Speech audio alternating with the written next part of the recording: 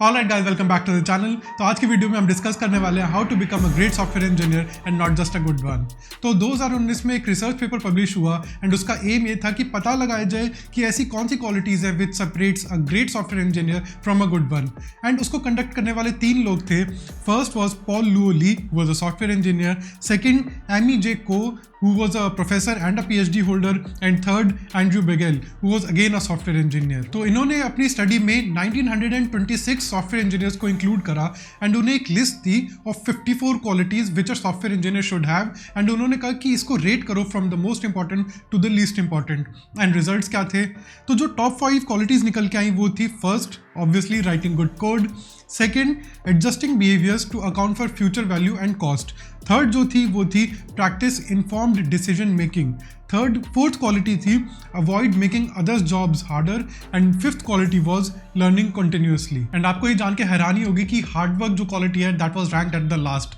तो इससे एक चीज़ क्लियर हो जाती है कि आपको बहुत ज़्यादा क्रैम नहीं करना है, लीड कोड के डीएसए के क्वेश्चंस क्रैम नहीं करने हैं एंड बहुत ज़्यादा टेक्नोलॉजीज नहीं सीखनी है। शुरू में जब हम कॉलेज में होते हैं हमें लगता है कि जिन्हें बहुत ज़्यादा टेक्नोलॉजीज आती हैं, हर चीज़ आती है, वही सॉफ्टवेयर इंजीनियर अच्छे बन पाते हैं, लेकिन ऐसा नहीं है। तो आज इन 5 क्वालिटीज़ के बारे में हम डिस्कस करेंगे एंड देखेंगे कि आप इन्हें कैसे अपनी प्रैक्टिकल लाइफ में यूज कर सकते हो to become a great software engineer. So like this video, subscribe to the channel and let's get started.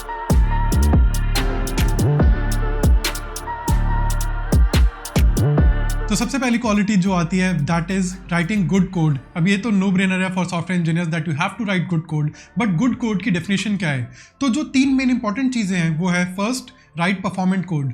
क्या आपका कोड n स्क्वायर में एग्जीक्यूट होता है या फिर n में या log n में, इससे बहुत डिफरेंस पड़ता है। अब ऐसा नहीं है कि ये सिर्फ डीएसए में काम आती है बातें। अगर आप एंड्रॉइड डेवलपमेंट में इंटरेस्टेड हो फॉर एग्जांपल, तो अगर आप लिस्ट में आइटम ऐड कर रहे हो तो क्या सिर्फ उस पोजीशन पे ऐड कर रहे हो या फिर पूरी लिस्ट अपडेट कर रहे हो, कौन सा ज़्यादा परफॉर्मेंट होगा? तो आपको ये सब चीज़ें भी ध्यान में रखनी होती है while writing good code. Second चीज़ जो बहुत ज़्यादा इंपॉर्टेंट है that is assume that your user is dumb and error handle properly करना। तो आपको हमेशा जब भी कोड लिख रहे हो, जैसे कि आपने इनपुट फील्ड बनाई, तो आप उसमें अज्यूम नहीं कर सकते कि ओटीपी की फील्ड है तो लोग इसमें ओटीपी ही डालेंगे। आपको ऐसे केस भी हैंडल करने हैं जिसमें वो कैरेक्टर्स डाल दें या फिर कोई स्पेशल कैरेक्टर्स डाल दें या फिर कोई एसक्यूएल क्वेरी ही इंजेक्ट कर दे। तो आपको ये एरर केसेस भी अच्छी तरह हैंडल करने चाहिए and that is the second piece to writing good code.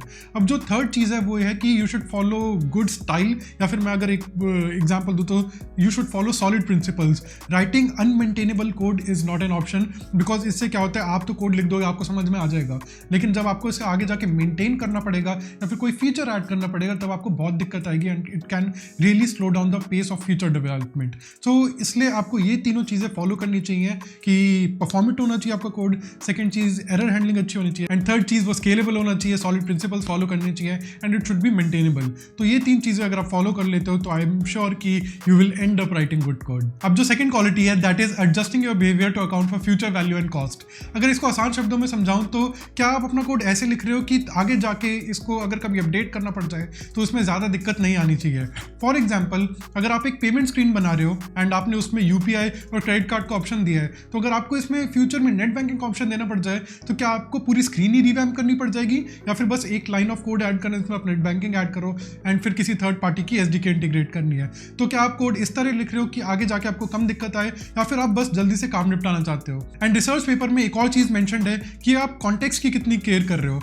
For example, अगर आपकी पेमेंट स्क्रीन है तो क्या आप इसके रिग्रेशन टेस्ट लिख रहे हो क्योंकि ये काफ़ी क्रिटिकल स्क्रीन है? क्या आप इसकी मैनुअल टेस्टिंग कर रहे हो? क्या आपकी कंपनी की क्यूए टीम इसे टेस्ट कर रही है? तो ये सब चीज़ें भी आपको एज अ सॉफ्टवेयर इंजीनियर ध्यान में रखनी पड़ेंगी। इससे ये पता लगता है कि क्या आप कोड लॉन्ग टर्म के लिए लिख रहे हो या फिर बस जल्दी से काम निपटाने के लिए। लेकिन इसमें एक कैच है एंड ये कैच रिसर्च पेपर में मेंशन्ड है कि कई बार इंजीनियर्स ओवर इंजीनियर कर देते हैं चीज़ों को, यानी कि सर्वर ड्रिवन यूआई है, ऊपर से हमें लेआउट्स मंगवाने हैं, लेकिन क्या जो लेआउट कभी चेंज नहीं होने वाला, जिसका कलर कभी चेंज नहीं होने वाला, उसका कलर भी क्या आप ऊपर से मंगा रहे हो? तो this is called over engineering and ये धीरे धीरे आता है कि क्या ट्रेड ऑफ्स हैं between flexibility and over engineering. Obviously अगर आप कलर ऊपर से मंगा रहे हो तो आप उसे बैकएंड से कभी भी चेंज कर सकते हो एंड सबके लिए अपडेट हो जाएगा, लेकिन या ये कलर क्या कभी अपडेट होने वाला है? तो आपको ये चीज़ें ध्यान में रखनी चाहिए एंड अगर आप तब भी ऊपर से मंगवा रहे हो जब वो अपडेट नहीं होगा then it is over engineering. आज के टाइम में अगर मैं किसी पीएम से बात करता हूँ तो मेरे को पता लग जाता है कि क्या ये उसकी विशफुल थिंकिंग है या या फिर एक्चुअल में इस फीचर की नीड है।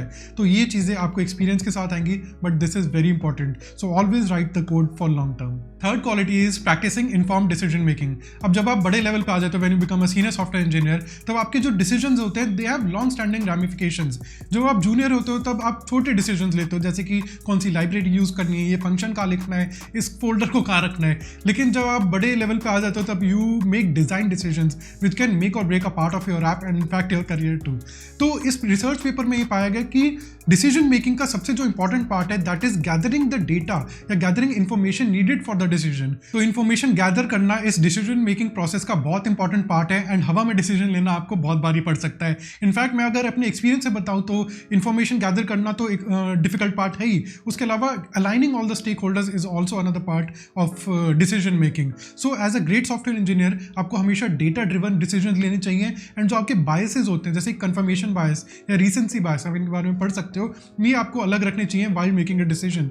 तो ये सारी चीजें अगर आप कर पाते हो then you are one step closer to becoming a great software engineer. तो अगर यहाँ तक आ गए तो वीडियो को लाइक कर देना एंड चैनल को सब्सक्राइब कर सकते हो। It helps me a lot, it helps the channel grow a lot and इससे मेरे को मोटिवेशन मिलती है to keep making more such videos. तो अगली जो क्वालिटी है that is enabling others to make decisions effectively. अब इसमें रिसर्च पेपर में काफी सारे वर्जन्स थे, लेकिन ओवरऑल जो थीम मेरे को समझ में आई वो ये है कि आपको दूसरों की जॉब ईजी करनी है, you should not make their lives harder. अब अगर आपके पास एक पीस ऑफ सॉफ्टवेयर है जो आके आपको डिलीवर करना है एंड आपको पता है कि आप लेट होने वाले हो, तो क्या आप ये पहले बता देते हो या फिर बिल्कुल लॉन्च डेट के पास बता रहे हो? ये एक बस मैं एग्जांपल दे रहा हूँ। तो अगर आप बिल्कुल पहले बता देते हो सकता है कुछ करा जा सके, लेकिन अगर आप लॉन्च डेट के पास बता रहे हो तो आप ऑलरेडी डिले हो चुके हो, सारी टीम आप पे ब्लॉक हो जाएगी एंड हो सकता है आपके मैनेजर को भी आपकी वजह से सुनना पड़े, which is not a good thing. तो आपको हमेशा अपफ्रंट रहना है अपनी टीम के साथ एंड जो भी कम्युनिकेशन है वो आपको शुरू में करनी है। एंड इसका एक और इंटरप्रिटेशन मैंने ये निकाला है कि you should be proactive with in the team, यानी कि जो आपके डेली स्टैंडअप्स होते हैं या फिर वीकली जो भी आपके स्टैंडअप्स होते हैं उनमें आप डिस्कस करो कि आपको इश्यूज क्या क्या आ रहे हैं एंड आपने क्या क्या डिज़ाइन डिसीजंस लिए हैं, ताकि एक शेयर्ड अंडरस्टैंडिंग बने एंड आपकी जो नॉलेज आपकी टीम के साथ भी शेयर हो, ताकि किसी और इंजीनियर को अगर वो सेम प्रॉब्लम आ रही है तो वो आपके डिज़ाइन डिसीजन देख के अपनी प्रॉब्लम सॉल्व कर सके। इससे आपका इनिशिएटिव भी दिखता है टीम में and it can really help you grow as a software engineer. So ये थी फोर्थ क्वालिटी। अब चलते हैं फिफ्थ एंड फाइनल क्वालिटी पे। तो the final skill is continuous learning. अब हमारी सॉफ्टवेयर इंजीनियरिंग की फील्ड ऐसे है कि हमें हमेशा सीखते रहना पड़ेगा, अदरवाइज विल बिकम ऑब्सोलीट। लेकिन लर्निंग का मतलब ये नहीं कि आप सिर्फ यूडेमी कोर्सेज से सीख रहे हो, कोर्सेज पे कोर्सेज करे जा रहे हो, not just technical skills but actually having the ability to learn anything new. तो अगर आप एक इंजीनियरिंग मैनेजर हो तो क्या आप मैनेजरियल टेक्निक सीख पा रहे हो, या फिर एक सॉफ्टवेयर इंजीनियर हो तो क्या आप नई टेक्नोलॉजी सीख पा रहे हो या नहीं, एंड ऑल्सो कि क्या आप जो फीडबैक मिलता है जूनियर से हो या सीनियर से हो क्या आप उसे इंकॉर्पोरेट कर पा रहे हो, या फिर आप अपने बिलीफ सिस्टम से हिलते ही नहीं। अगर अपना मैं बताऊं तो जैसे कि मैं क्योरफिट में गया तब मेरे को रिएक्ट नेटिव सीखनी पड़ी एंड मैंने रिएक्ट नेटिव सीखी, it open a new world of opportunity for me, मेरे को आईएस डेवलपमेंट का एक्सपोजर मिला। लेकिन इससे ज़्यादा मेरे को ये कॉन्फिडेंस मिला कि मैं कोई भी नई टेक्निक सीख सकता हूँ and I should not just stick to one single thing कि एंड्रॉइड कर ली तो बस एंड्रॉइड ही। एंड फिर उसके बाद तो मैंने बैक एंड इंजीनियरिंग भी सीखी, तो Node.js सीखा। तो इससे मेरे को ये पता लगा कि हाँ मेरा जो लर्निंग एटीट्यूड है वो सही डायरेक्शन में है, मैं और भी नई चीज़ें सीख सकता हूँ।